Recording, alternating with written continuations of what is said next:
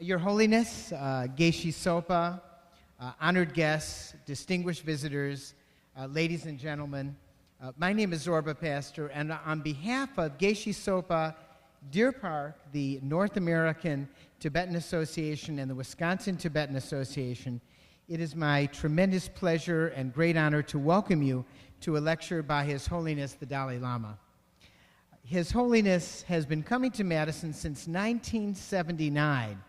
In 1989, after His Holiness was awarded the Nobel Prize, he came to Madison to speak at the old field house, and if I'm correct, this is his 7th visit to Madison. It's clear that His Holiness loves Madison and loves Wisconsin.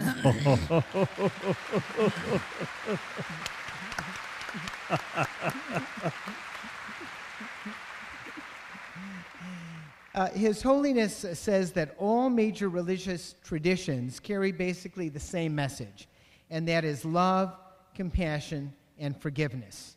He says that the important thing is that they should be part of our daily lives. Be kind whenever possible, and it is always possible. His Holiness says that happiness is not something ready-made. It comes from our own actions. If you want others to be happy, practice compassion. If you want to be happy, practice compassion. Now, as a physician, I find that this is the best medicine. These are wise words, are very wise words. And so now I'd like to introduce my good friend, Jim Doyle, who is governor of our great state of Wisconsin, who will say a few words and introduce His Holiness.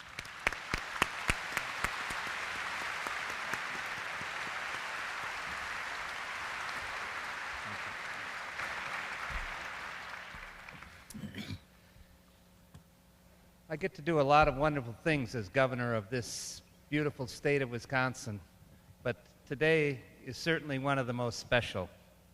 It is truly an honor to be here today to introduce one of the world's most compassionate figures. Since his birth in a small village in North Tibet, His Holiness has truly been a special gift to humankind, including to all of us here in Wisconsin. Throughout his life, His Holiness has faced religious and political conflicts with patience, nonviolence, and a kind heart. Throughout his life, the Dalai Lama has focused on 3 objectives: to promote human values, religious harmony, and the peaceful resolution of Tibetan issues. In a time when our complex global world has created many divisions, His Holiness the Dalai Lama, the winner of the Nobel Peace Prize, has served as an enduring voice in this world, a voice of unity, compassion, and strength. The Dalai Lama has worked to bridge the boundaries that separate us. His Holiness' life teachings hold lessons for all of us, not only Buddhists, but Christians, Jews, Muslims, and people of all religious backgrounds. His Holiness the Dalai Lama has a vision of progressive harmony for our interdependent world, one where people look after each other and take moral responsibility for the well-being of all living things. His Holiness's lessons can shape not only our personal and political relationships, but he is an inspiration for our environmental stewardship as well. So as governor of Wisconsin, I am pleased to host the Dalai Lama this week as we celebrate his many contributions to humanity and we pray for his long life. On behalf of all the citizens of the state of Wisconsin, it is an honor for us to serve as the first Western hosts of the Ten Shug or Long Life Prayers ceremony that will be celebrated later this week. I want to thank the Wisconsin Tibetan and Buddhist community for making His Holiness the Dalai Lama's visit possible here. And we want to give a warm welcome to all of you who have gathered from all parts of the United States and all parts of the world here in Wisconsin this week. Wisconsin, when is at its very best, is a state that learns and listens to the lessons of the Dalai Lama. Wisconsin is a place where we welcome diverse ideas and persons, and it is a state that values great learning. In fact, it was the University of Wisconsin that brought Geshe Sopa, Professor Emeritus, here to Madison. And Professor Sopa has taught Buddhist scholars for over 40 years and has now built a tremendous Deer Park community. So today, as we welcome the Dalai Lama to Wisconsin for the 7th time, let all of us take a moment to reflect on his message of peace and global unity. His Holiness often says, in fact, he has said it to me several times, that he is just a simple Buddhist monk, no more and no less. And we all know that is true, but we all know as well that this just simple Buddhist monk has touched each of our lives and the lives of billions of people across the world. So let us all carry forward his message of warmth, sincerity, and leadership to shape the future of this world. We are so deeply honored to have His Holiness here in Wisconsin. And with that, I am pleased to present to you His Holiness, the Dalai Lama.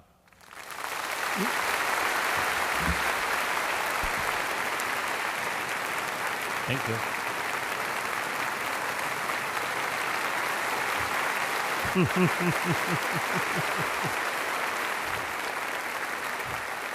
Sit down.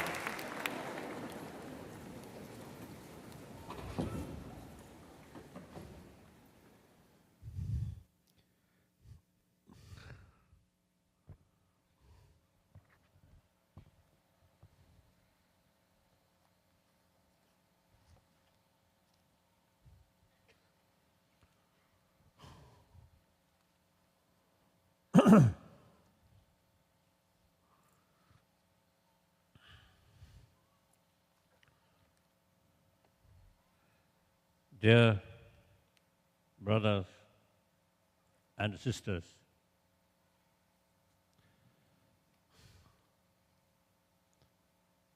indeed, I am very, very happy and great honor to speak to you. And nothing special, but just our common experience.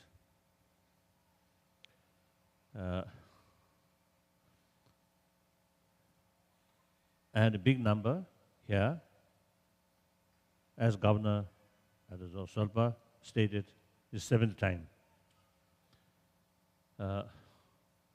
Mainly because Professor Sabala, since mid-50, I know him, great scholar, meantime, great practitioner. So I respect him.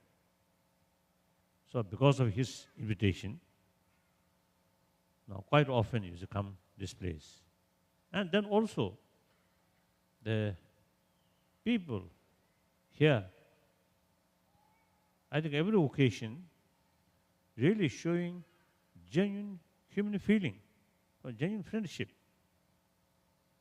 So that also naturally one reason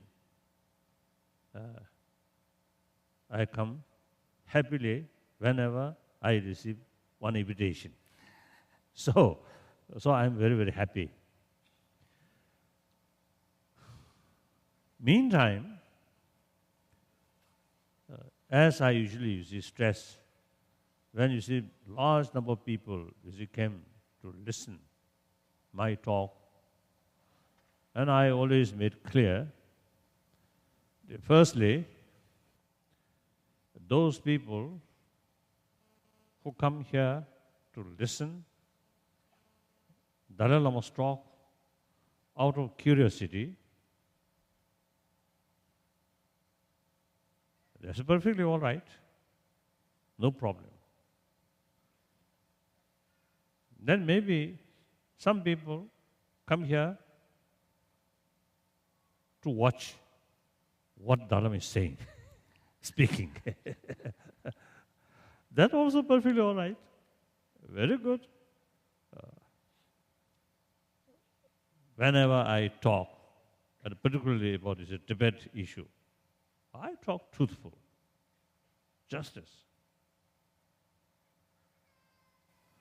So, anyone who want to know more about what Dalai was sort of thinking, most welcome. Then those people who have some kind of belief Dalai have something miracle power, that kind of attitude is dangerous. I have no special power, nothing. If I have real miracle power, then I may not face these problems. But obviously, I have a lot of problems facing, not my individual, but because of Dalai Lama's name. There's some moral responsibility there. So as a result, some problems. So simply just one ordinary person, because of that, is facing some problems, and sometimes unnecessary problems, like that.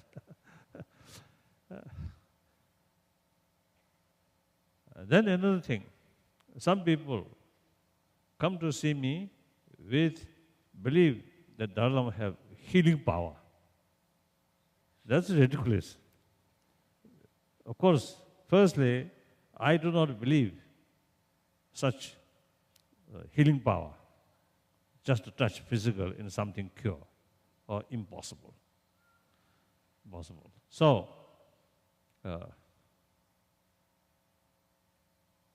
if there is people who really have such sort of healing power, then after this meeting, I want to see. Because, you see, my little finger, I think one occasion, visit America, I met some Mongolian. So then I usually shake hands. Mm. So then one Mongolian never let my poor finger. So as a result, you see, now this finger, little damage. So if there is someone who have real healing power, this is good opportunity to test.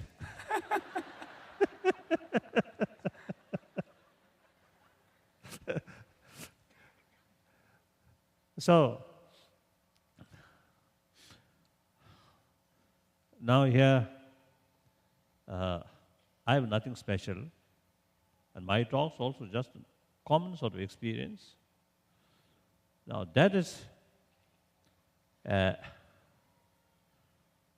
obviously, everybody, whether Easterner or Westerner, or rich or poor, educated, uneducated, believer, non-believer, everybody want happy life. And even, I think, everybody want happy dream, including dream. We want happy life. And I believe the very purpose of our life is, generally speaking, a secular viewpoint, is simply our purpose of our life, our goal of our life is happy life. If someone who really lost hope, then that very attitude shorten our life. Then worst case, suicide also take place. So therefore, although no guarantee happiness or happy life, but we survive on the basis of hope for better So, hope means something good. So, therefore, the basis of our survival is very much based on hope, and that means our really seeking or want happy life. So, we can say the very purpose of our life is happy life, happiness. Now here, in order to gain happy life, comfortable life, generally we believe the material facilities are the basis of our happy life. I think we come from a society or community or generation where material facilities are lacking. So their mental sort of tendency is just to seek a better facility, more money, more money. For example, the hunger person, their number one sort of concern is food like that. Like that. So now it seems people from a family or society were materially quite affluent. All facilities there. Then there now begin to experience the limitation of material value.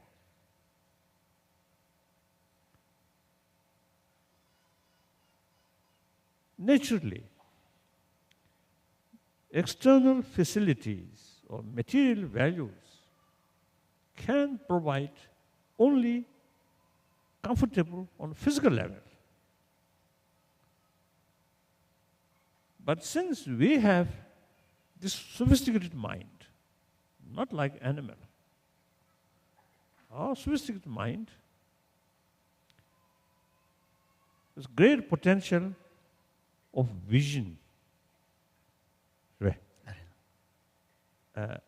And different visions sometimes bring hopes. Some hopes, unrealistic hope.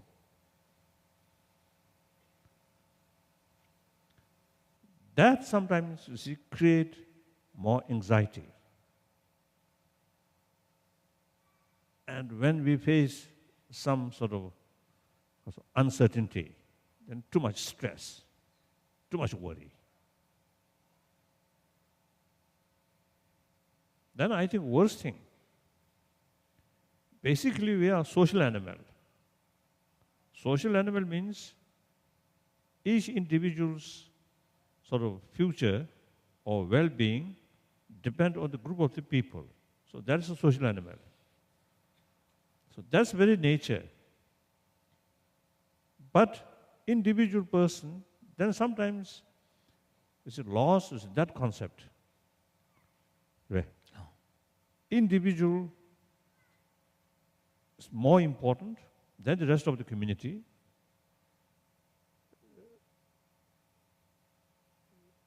So, instead of respect, instead of sort of, the attitude, this is based on my future.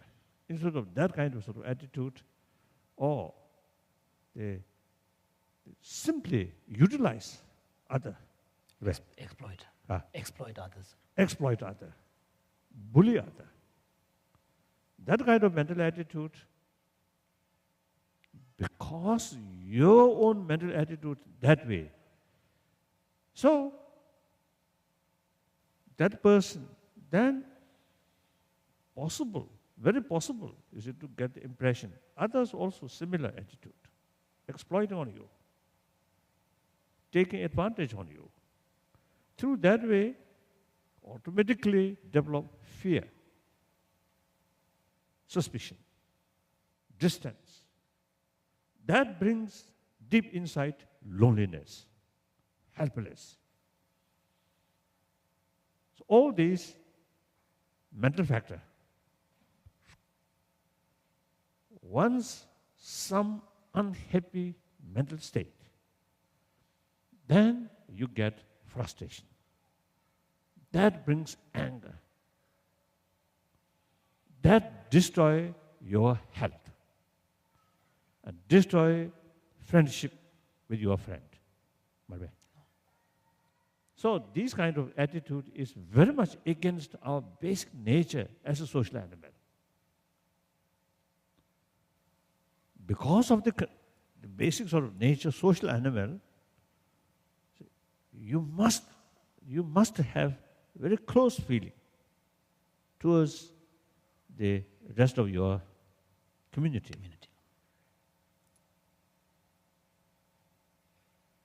So that emotion or that mental attitude, usually we call affection, compassion,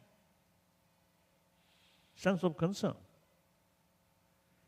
If you extend your genuine sense of concern with respect, that brings genuine friendship, genuine trust. And also, obviously, community, healthy community means trust each other. It's the basis. Fear, suspicion is the opposite of trust. Where fear and suspicion there, trust impossible. Where trust there, fear and suspicion, then no room. So happy family can build trust, affection. Happy community can develop on the basis of trust, affection. So affection there, trust to come. So therefore, people gradually seems to see realizing the importance of certain mental value. Now, in the medical science also, now as Dr. Swalpa mentioned, warm-heartedness, compassionate mind brings better health. Constant fear, anger, hatred, very bad for our health. Some scientist once told me the anger, hatred, fear actually eating our immune system. Even you have all material facility, you see, resting on comfortable bed, but full of fear, full of anger. And then the immune system then reducing. Just poor facility, but full of confidence, full of happiness, full of sort of, good mood. Then immune system retain, sustain. So our physical health also very much related with our mental attitude. So therefore, and also I often, you see, mentioned some scientists already sort of found a result out of their investigation.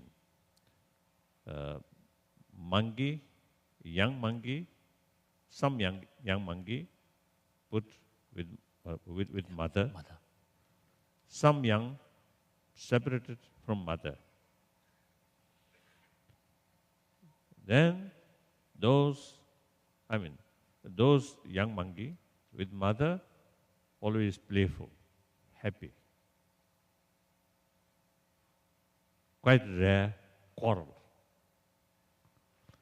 those young monkeys who separated from mother, always bad mood, and often quarrel. So we are same. We human beings also, those human children who are lacking affection in their family, their life really difficult. And their education suffer because of too much sorrow, rather unhappiness, unsafe. And their physical growth also suffer. Very clear. The worst thing, rest of their life, remain a person who difficult to show affection to other. So these people then often become angry people, too much frustration. The frustration transforms anger, anger transforms violence.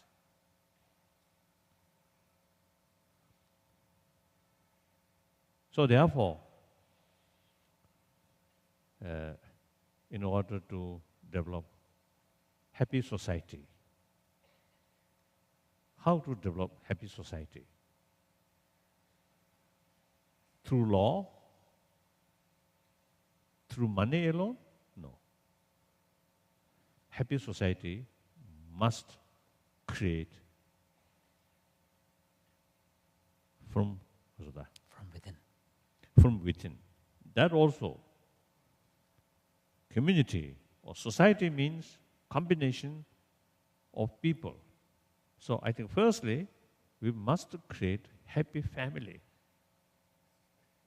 And then 10 family, 100 family, 1,000 family, like that, then happy community can develop.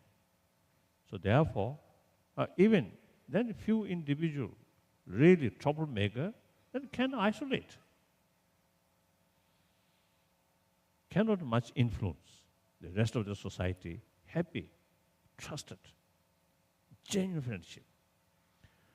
So like that, so in order to create happy family, compassionate family, firstly, compassion started from individual. So when we talk happier world, peaceful world, the first initiative must come from one individual. So that I believe. Of course, many people knows that. So each of us have some potential to create happy world. So that I usually say promotion of human value in order to have happier humanity. Now, one's own individual sort of the future, happy future, depend on the rest of the world. Now, for example, my own case. I'm one individual human being, one of the 6 billion human beings. So my future must depend on the well-being of the 6 billion human beings. If rest of the human being facing difficulties, more violence, then constant fear. And my own peace of mind, then eventually danger or the happy life. Difficult. So then particularly today's world, new reality, economy reasons, global economy, heavily interdependent, an environment issue. These are universal issue, global issue. So with new reality, the concept of one individual, that's selfish. Just me generations are. Just thinking in terms of me and my generation. It's not realistic. according to your reality, I think the word we and they is not relevant. The rest of the world is actually part of you. So according to that reality, we have to take genuine concern, a sense of concern of entire world or entire humanity. Then peace, world peace. Peace ultimately comes from inner peace. Through inner peace, real peace can achieve. Inside, full of hatred, full of suspicion, full of distrust. Impossible to create peace. So peace must come through inner peace. That I call the hatred, suspicion, distrust. These are some kind of violent type of mind. In order to create inner peace, we must have inner disarmament. Through inner disarmament, there is a real possibility to achieve external disarmament. These are logical. Cause and effect, cause and effect. Every human positive or negative action related with our emotion, related with our motivation. Motivation often related with emotion, like that. So therefore, in order to achieve genuine lasting world peace, firstly, we should take care about our individual's inner peace. I think that's important. Now the most important element is sense of concern, sense of responsibility, sense of community. These are, I think, key factors. So now question compassion or affection. Affection is nothing new to us because biological factor, the way we born from mother, immediately after birth, mother's fullest sort of care, maximum affection. With that, we survived. So this body, this life started on the atmosphere of fullest, affection or compassion. That's the way. And according medical doctors, medical scientists, after birth, next few weeks, simply mother's physical touch is crucial factor for proper development of the brain of the child.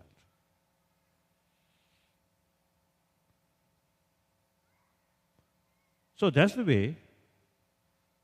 That is not come from religion, but by reality. So after birth, one time in Poland, I visit one children's home. Those children, the organizer told me, unwanted children. All those people, feeding them, dressing them, of course some education, shelter there. But I don't think those children's sort of mind is really happy. I don't think. Because their mother abandoned. Very unfortunate. So therefore, the affection is, I think, physical product, biological product.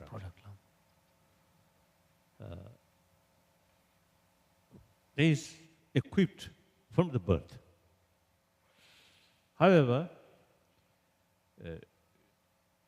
if we further further analyze, the affection or compassion mainly come from biological factor, that is biased, limited,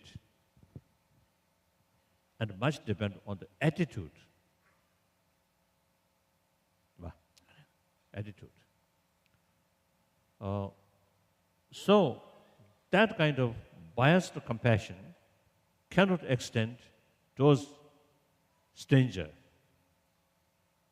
because their action neither harm or helpful, just neutral. So your attitude, affectionate attitude, difficult. Then particularly your enemy, because their attitude is harmful to you, therefore no basis of compassion, because that biased compassion based on attitude. But now, through reasoning, as I mentioned earlier, we are social animal, particularly today's reality, everything interdependent, and from the medical viewpoint also, the more compassionate, warm-heartedness is good for health. So all these use these reasons, then develop conviction. Anger is bad. For my own health, very bad. For my friendship with friend, also bad. And the international relations, or in every field, anger, hatred is bad. So deliberately try to minimize these negative emotion and deliberately try to positive emotion, then that compassion or affection can be because of the further promote. Now here, nobody can sort of reason you should extend compassion towards your enemy because the enemy is harming on you. It's illogical. So we have to find different way to approach, to thinking, to think. That means your enemy directly harming you, on you, but indirectly, they're also part of humanity. So my future also somehow related with them.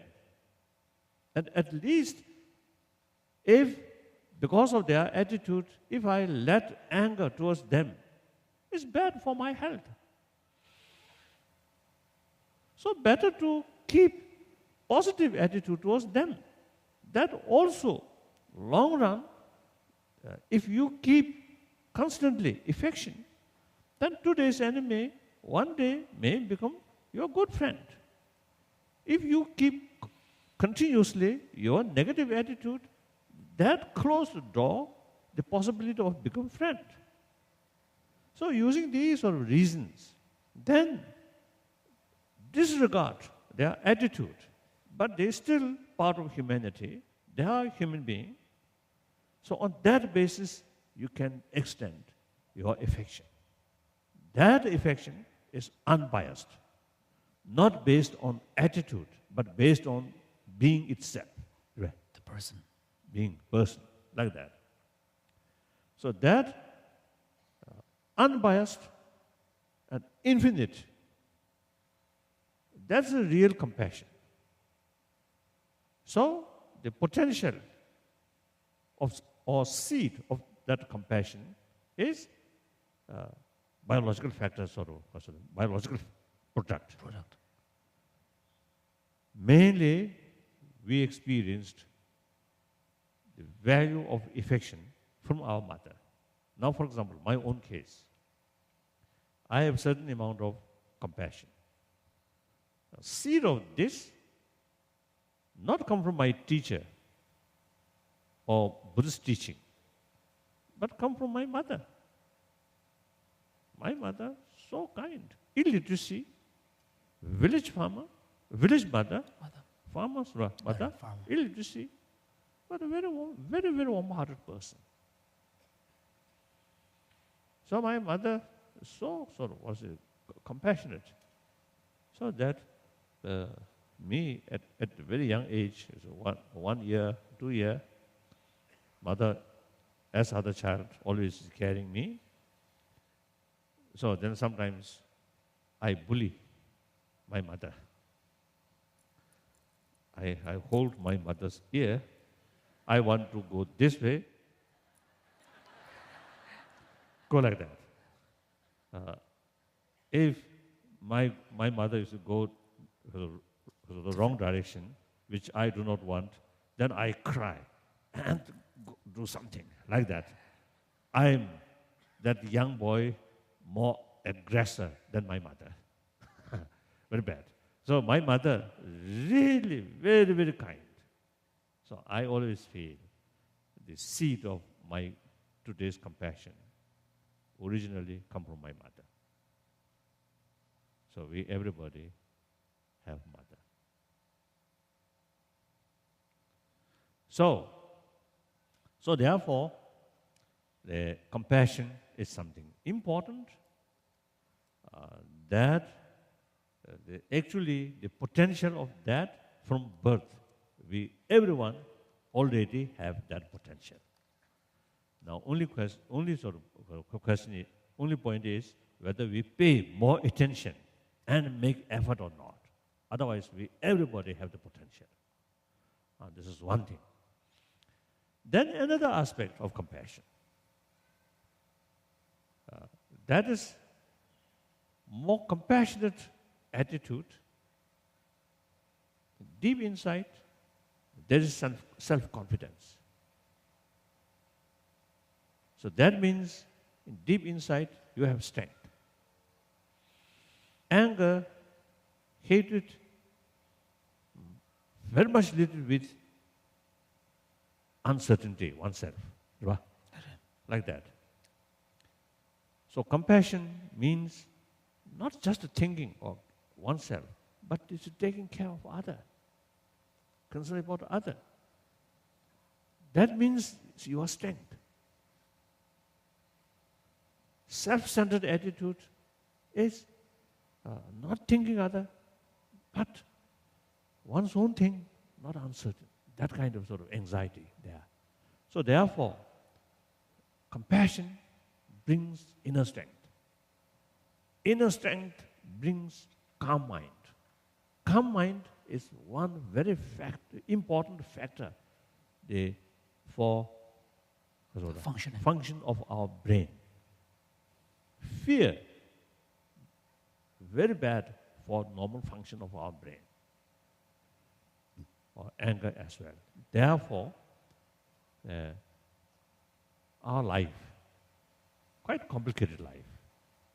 So we need clear analyze things. Without knowing the reality, without a lack of analyzation, you cannot see the reality. Then all our action become unrealistic. So every action, of course, some mosquito come. That's not much necessary analyzation. And if you feel hungry, then not much. I'm not necessary to analyzation. Just take food. All right. No need to say because of that.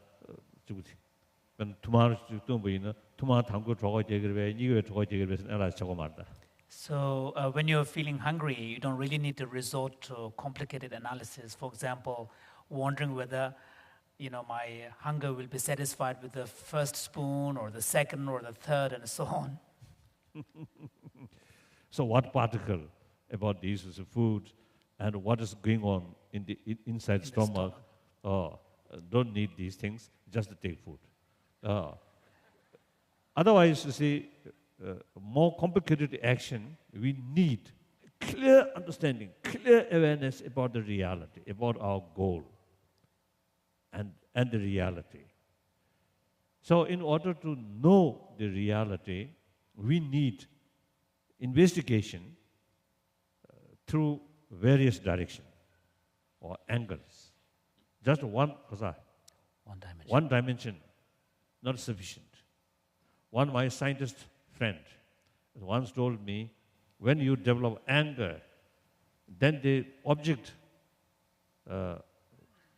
which you feel angry, that object appears negative, then actually that negativeness, 90% of that negativeness is actually mental projection. Does not come from text, but from scientists. So very similar.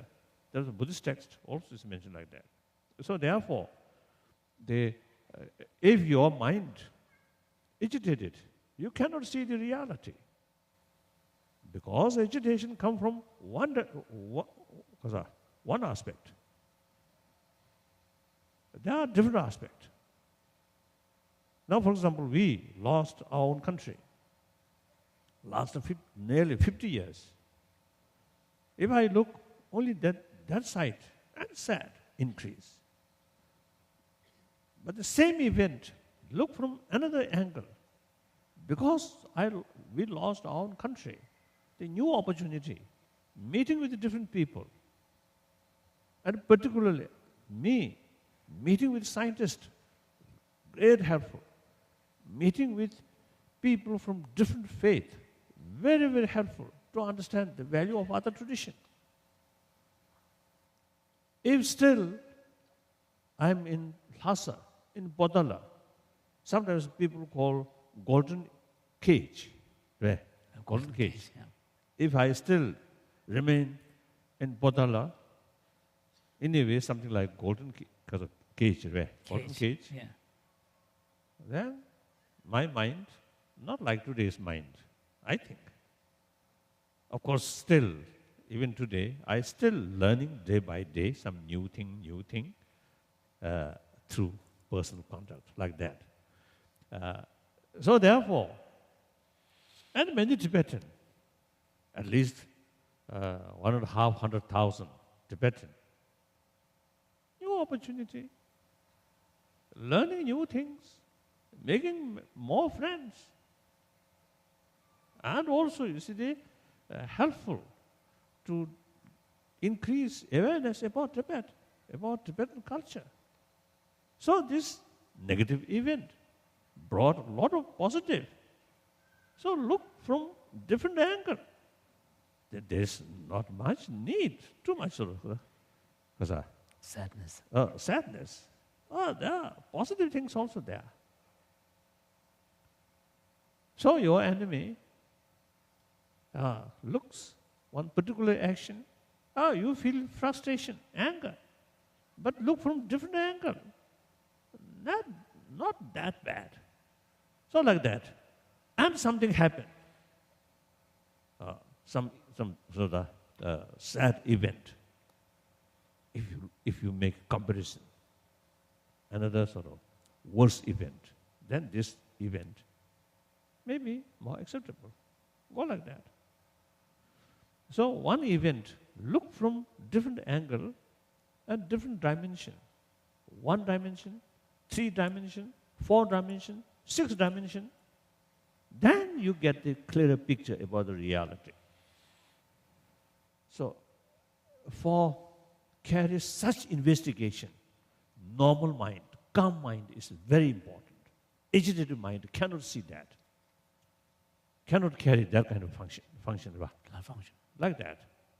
So, from that viewpoint also, the compassionate mind is something important, something valuable.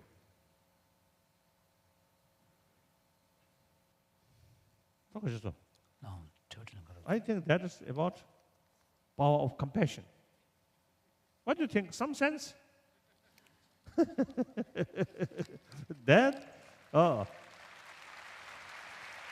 Then if you, so this I usually call secular values or secular ethics. Nothing to do with religion. And the way of approach also is nothing to do with religion. But simply use our common sense, common experience, and scientific findings. That's the way. Of course, those believers, the theistic religious believer, I use concept of God and to promote these things. The non-theistic religious believer the law of causality, use that concept and promote compassion.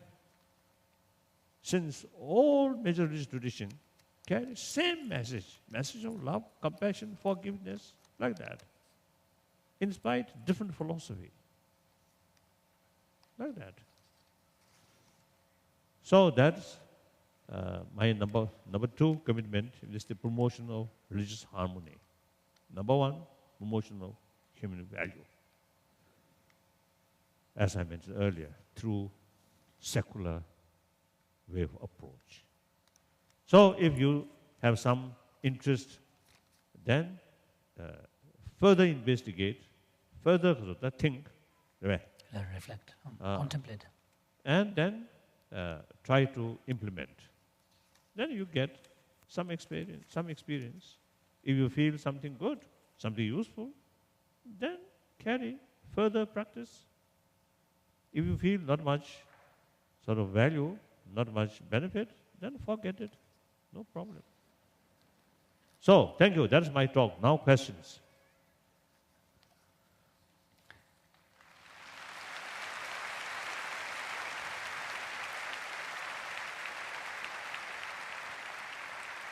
Good. Now question. When our negative mind is so strong that we are unable to apply the antidotes, Nyabu, what do we do? I think when negative emotions such as anger or fear, I think fear, there's two kinds of fear. Some fear is reasonable and helpful. And some fear is unnecessary. So I think basically, the hatred keep very negative feeling. Otherwise, anger also can be positive and negative, as well as egoistic sort of attitude also is a positive and negative. In different emotion, generally negative, but more precise, there could be positive due to other factor, like that. But then, as I mentioned earlier, the negative fear and constant the anger or too much attachment, then during that moment, is it implementation of antidote is difficult. So there must be some kind of neutral state. Neutral state. I think one easiest method is just to forget the object which we feel negative things, forget that, just to concentrate our breathing. Take out, in, out, in, out. Just to meditate on breathing. 20 times, 30, 40, 100 times. Then afterward, your mind a little bit calmer.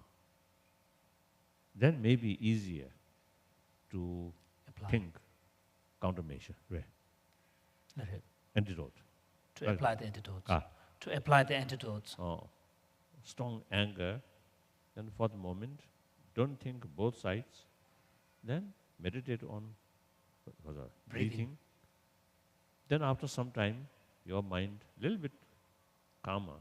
Then think about the positive side. Like that. That's one method. Then basically, like our immune system, the basic our attitude, that's important. Basic attitude, more compassionate. Then certain sort of agitations, irritation is to come and go. Not much the disturb. Effect. And then easier. So basic attitude is poor, then not easy to tackle these things. So the basic attitude, in order to develop positive basic attitude, healthy.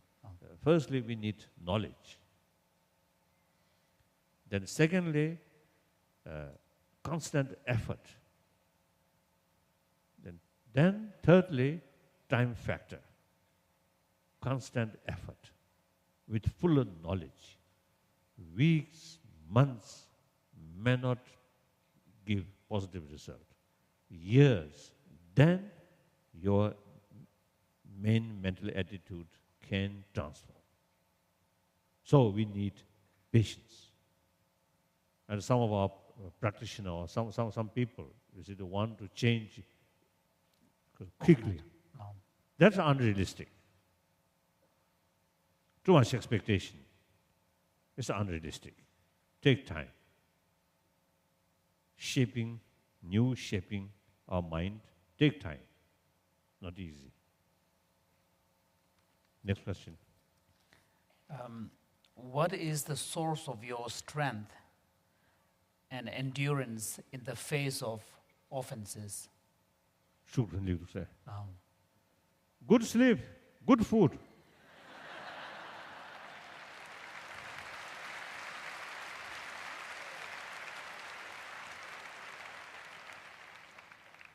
Then, of course, I call analytical meditation.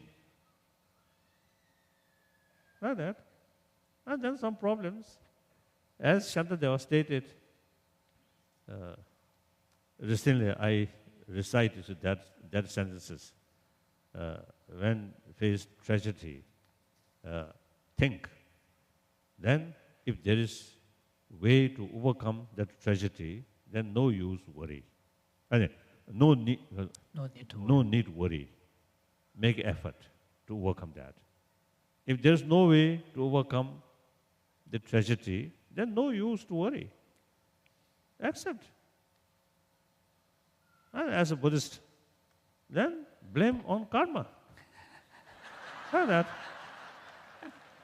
If you believe God, then to some extent, with respect, blame on God. So, what is the most useful method of virtuous attribute, virtuous quality, to encourage people of all types, individually or in groups, to forgive their previous mistakes and harbor no ill will towards others? Ill will. No. Forgiveness survey. I think forgiveness may be related with accept the reality. Something happened. Some bad things happen. Accept that. Then if other done something, then forgiveness.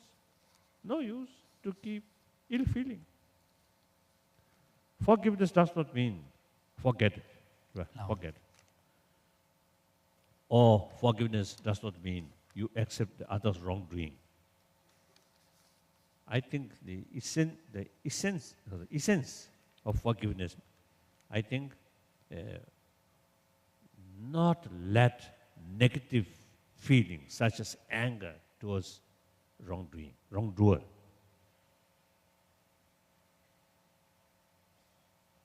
Forgiveness does not mean you accept others' wrongdoing.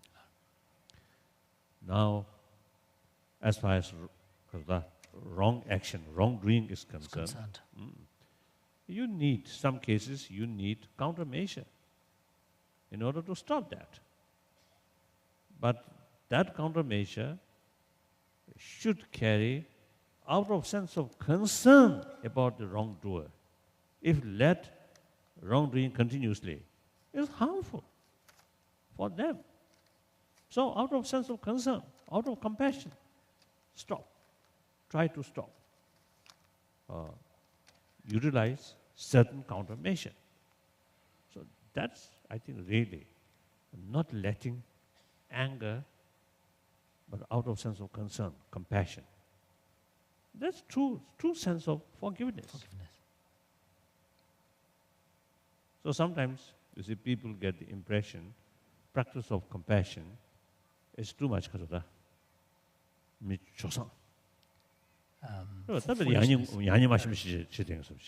Sometimes people get the wrong impression that practice of compassion involves some kind of foolishness, unable to distinguish between right and wrong, or indifferent.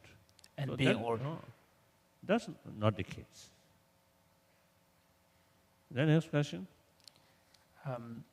It is amazing that the Tibetans have still enough identity to revolt against the Chinese authorities as they did earlier this year. 가서 배백까지. 그래서 간다 수수고 미리고 숙주부 단다 대샤스. 네. 단데 네. 어 랑 오르베. 라메랑고. Yes. Can you tell us what you know about the status of Tibetans in Tibet in terms of their national identity and the vitality or the survival of Buddhism, the strength of Buddhism among them? 변화를 걸걸로서. 변화를 다대내가리야 변미리공 오다 아니 안 낭주 이 숙시중 I think every sort of human community, I think their identity very much related with the culture, cultural heritage. So one Chinese professor come from mainland China. I think very unbiased, very honest. So once described, Tibetan culture is stronger than Chinese culture. He observed like that. Perhaps, I think, for example,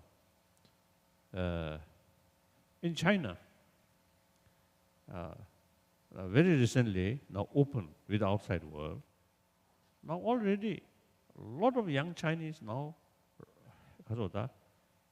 rashly copying Western lifestyle like that, including Dalai. including dyeing the color of their hair. You can see among the Japanese also. I think among Indian, I think very few. Of course, those 가서다 롱년 등에서도 있는 직속매로도 실시간 윤유리샤. Apart from maybe some actors who need to dye their color of hair for the film they're shooting, but otherwise very, very few in India. I think generally, of course, these things, I'm not expert. I think we need more research.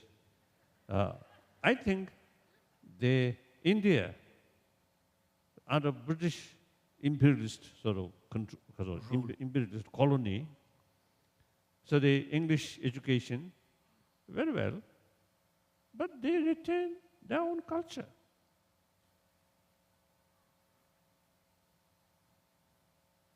Among Tibetan,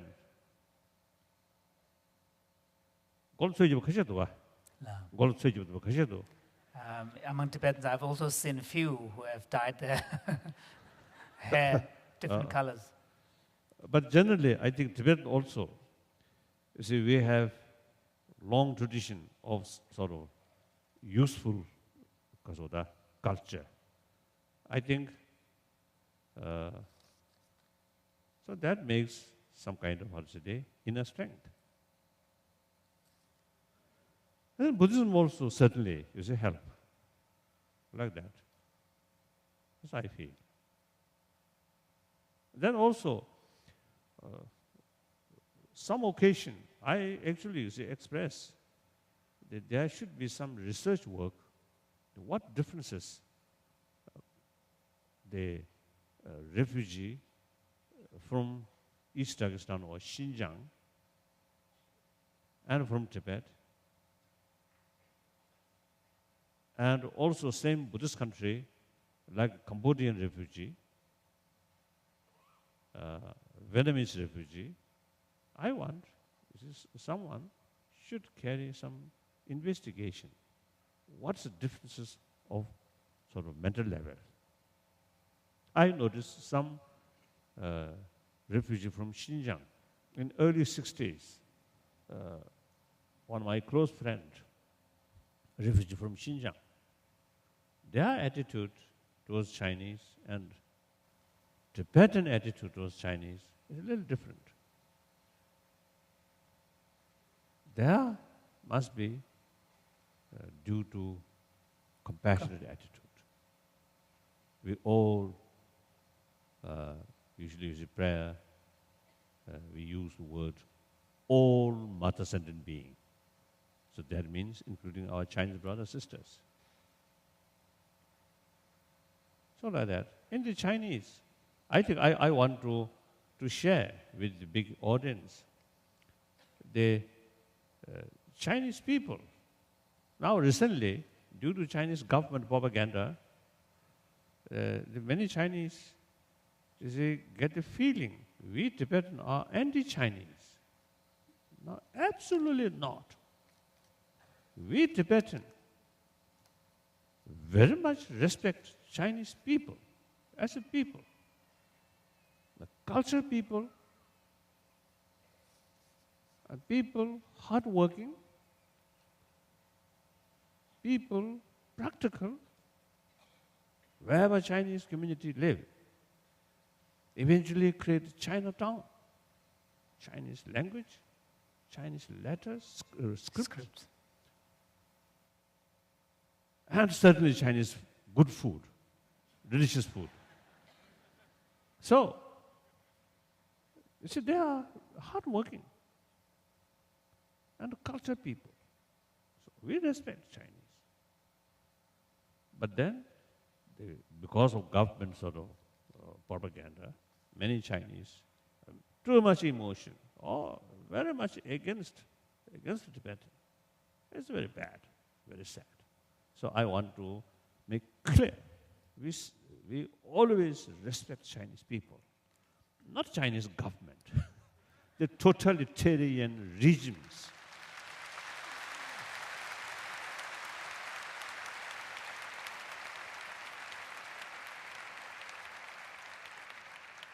Everybody knows human being by nature loves freedom. Totalitarian is obstacle of freedom.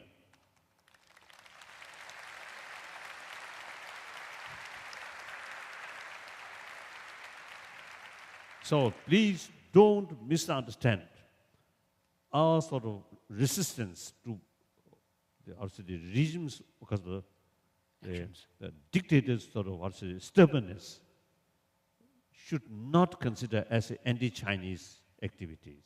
Please. Next. Other religions talk about beginning and end of the world. What does Buddha say about this? Oh, not only Buddha, but also Mahavir, the Jain teacher. Jain, No, the teacher of Jainism. Jainism. I think both, as far as I know, is both believe in the law of causality. So law of causality means certain event due to its own causes. That cause also due to its own causes. So from that way, the cause of another event is actually event of its own cause. So like that, now for example, Big Bang is in a way beginning of this new universe. But the Big Bang must have its own causes and conditions. Now obviously, tremendous sort of energy. Intense way. Dense energy. Dense sort of energy. That causing Big Bang. So what that energy come? From where it come? What is cause and condition? So go like that, beginningless. So that is the Buddhist explanation. Then another aspect, that is physical level. Another aspect, being or self. What is self? No independent self. Self designated on the combination of body and mind. This body is concerned, as I mentioned earlier, the sort of ultimate sort of particles of this body come from parent, and then further goes the beginning of the world, Before that, empty space, there are particles, subtlest of the particle. That's the causes of the later development. So today's my body's ultimate continuation, right? Continuation of my body's particle related with those time. So beginningless. So similarly, my mind is something different phenomena. No shape, no color, no kasota. Physical. Form. No form. So it is something like very subtle energy. So that also all the time changing. That means there must be causes. There are two kinds. Substantial cause and Cooperative. cooperative cause. So cooperative cause, there are physicals. Times also is a factor. But the substantial cause is own similar nature, continuation of similar nature. So from that way, Buddhists say no beginning of self, because no beginning of consciousness.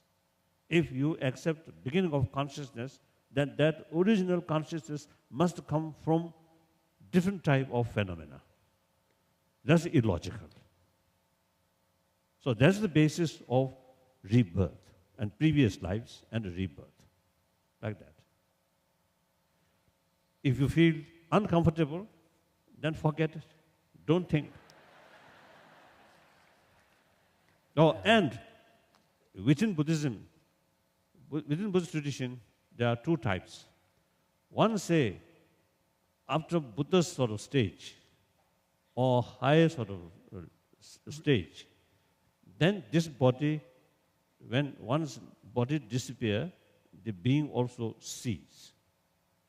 But most of the Buddhist tradition reject that. There's no reason to cease our consciousness. So therefore, consciousness still remain to highest sort of what's the spiritual stage.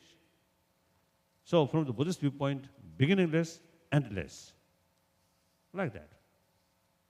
Next question. This is a rather long question, actually. Ah.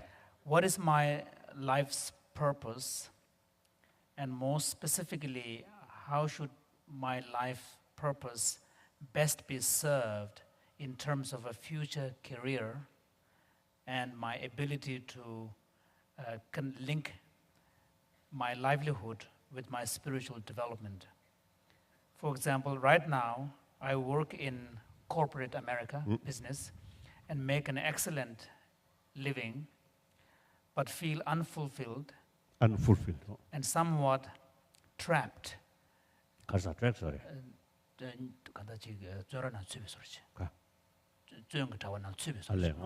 Trapped, although I know this is my own creation. Will becoming a healthcare provider or nurse for the dying be a better fit for me in this life? No. This will mean going back to school and earning less money.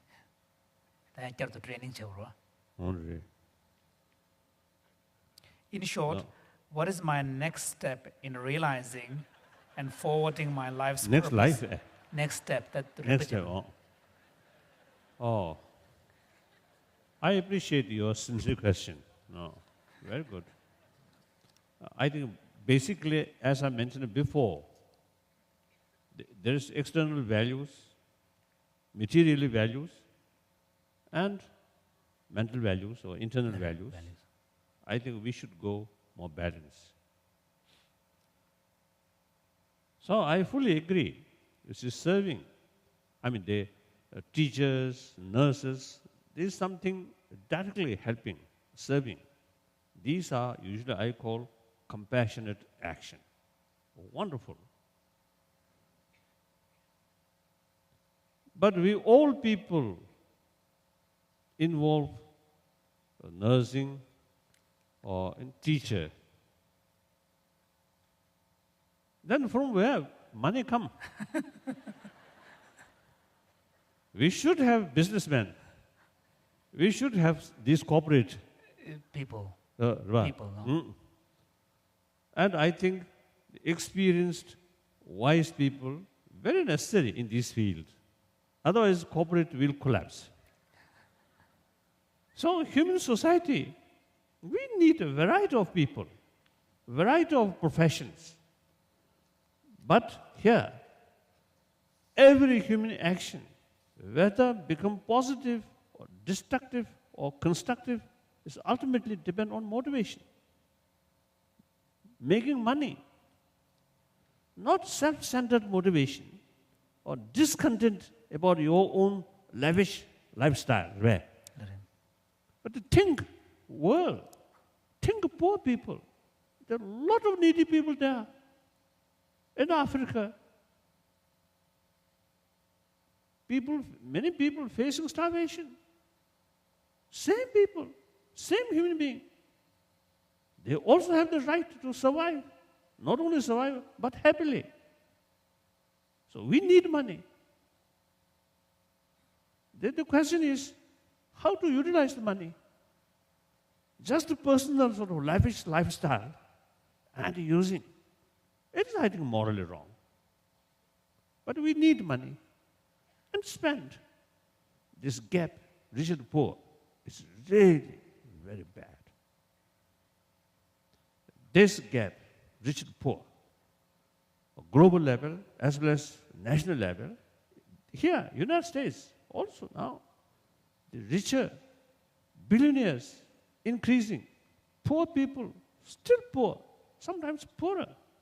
It's shame, it's bad. So, we need money to reduce this sort of gap and provide missions or equipments, Opportunities. expertise through education.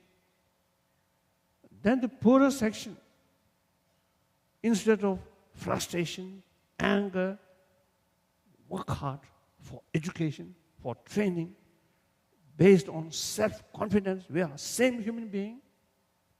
And there are helpers, there are richer people taking care of us. Now we must work hard, we must train, like that. So I think we need money. So I think your work,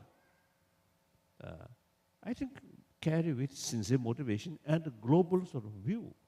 I think very positive. That also compassionate work.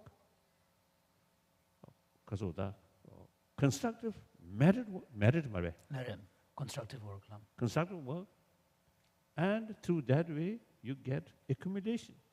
Very good. Next. Final question.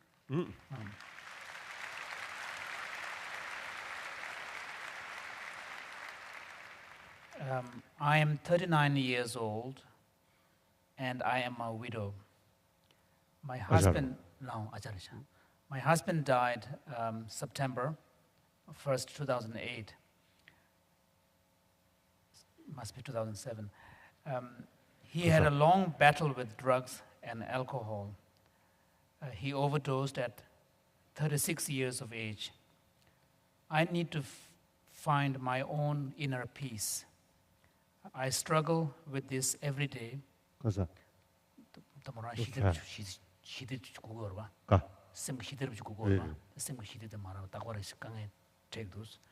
Can you suggest some ways I can help to center myself to help me find a path through this pain and anguish? I love life and I like feeling happy, but I miss having these emotions. My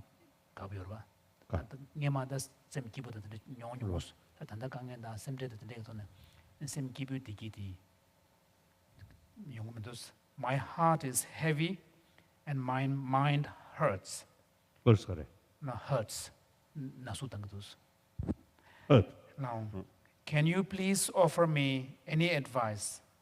Thank you. Very sad. Sad story. 누구를 가졌어? 보고면도 교과대 장시다 동 벌써. 장동지 시브르스 장다 니다 담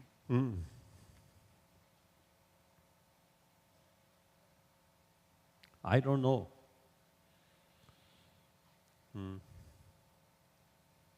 As I mentioned in my own practice, you also now already experienced tragedy. That already happened. Now I think one thing, instead of you worry, you remain like that. If your late husband really loves you, and certainly your parent, I think really loves you, must be loves you. So some way, your late husband and also your parent, some way to know your mental state today. If your mind's mental state, in spite of this tragedy, try to calm and carry your work normal way, I think your late parents and also your late husband, I think must feel happy. If you remain with this kind of a very sad state, and if some way knowing by your parent and your friend, then they also will feel very sad. So tragedy already happened. Now I think this tragedy should transform your self-confidence and bring more energy. Your life should be something useful for the society, for the community. And through that way, you gain more self-confidence and joyfulness. If you remain sad, then no possibility to gain self-confidence. So work hard. And that tragedy, sadness should transform new energy. And work hard. And your own sort of tragedy case, in 6 billion human beings, such things, plenty. Not just your own case. So that also, you see, I think helpful. Sometimes some tragedy happen. Then our sort of first reaction is, oh, how bad I had this kind of experience. Then think, oh, among 6 billion, there are many others also have sort of same experience. Some cases even worse. That also sometimes is helpful to reduce your unbearable feeling. Like that. Then if you believe God, then think of God. This tragedy appears tragedy, but deeper level, there must be some meaning. That also helpful. If you're not a believer, then use our common sense as I mentioned before. Like that.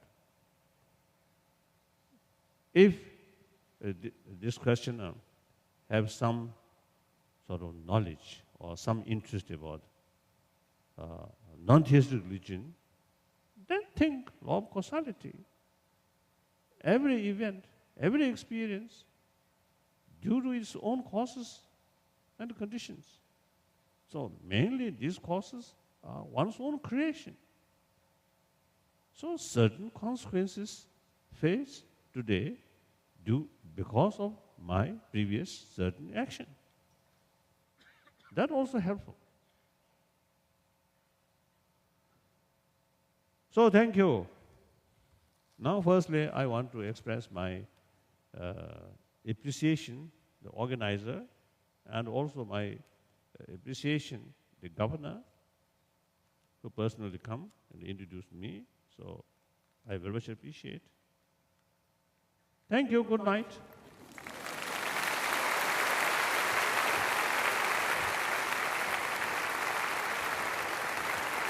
Oh, yeah, yeah.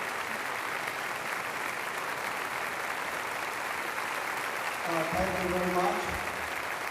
I, on behalf of Venerable Geshe Sopa, Deer Park Buddhist Center, North American Tibetan Associations, would like to sincerely wish to thank His Holiness for his words of compassion, love, and kindness. Now it's our effort, our turn to put his words into practice. And that promise, I hope we all individually and collectively will make it to him in a couple of days when we offer him the long life prayer. So thank you very much, everybody, and especially His Holiness the Dalai Lama. Thank you. Thank you.